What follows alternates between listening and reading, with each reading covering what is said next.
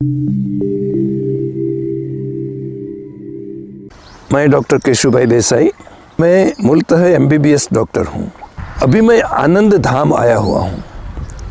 ये भचाऊ के पास कच्छ की पवित्र धरती में बसा हुआ ये जो आनंद धाम है, वो मेरे हिसाब से शायद पृथ्वी की ऐसी एक जगह है जहाँ आने के बाद आपका कोई भी विषाद, आपका कोई भी दुख, आपकी कोई भी पीड़ा आपके साथ नहीं रह पाती। ये ऐसा एक वरद स्थान है। तो यहाँ मैं क्यों आता हूँ? बार बार आने की इच्छा होती है। जब भी मुझे समय मिलता है तो साल में 2-3 बार यहाँ मैं चक्कर लगा जाता हूँ।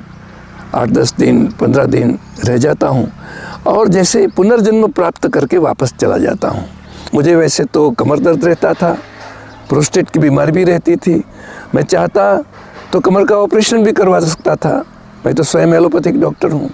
मैं चाहता तो प्रोस्टेट का ऑपरेशन भी करवा सकता था। लेकिन मैंने सोचा कि इस 75 साल की उम्र में अब शरीर पर इस तरह की चीरफाड़ नहीं करवाना है और यहाँ आकर के प्रकृति के सानिध्य में, चाहे पुरुष हो चाहे स्त्री हो, उसकी कोई भी पीड़ा शमन के बिना रह नहीं सकती। ऐसा सौंदर्य बोध लेकर के यहाँ से जाते हैं।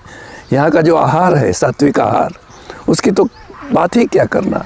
तो ये सब चीज़ें जो हम गंवा चुके हैं, भूल चुके हैं, जो अपनी संस्कृति की धरोहर है, यहाँ आकर के हमको वापस मिल जाती है।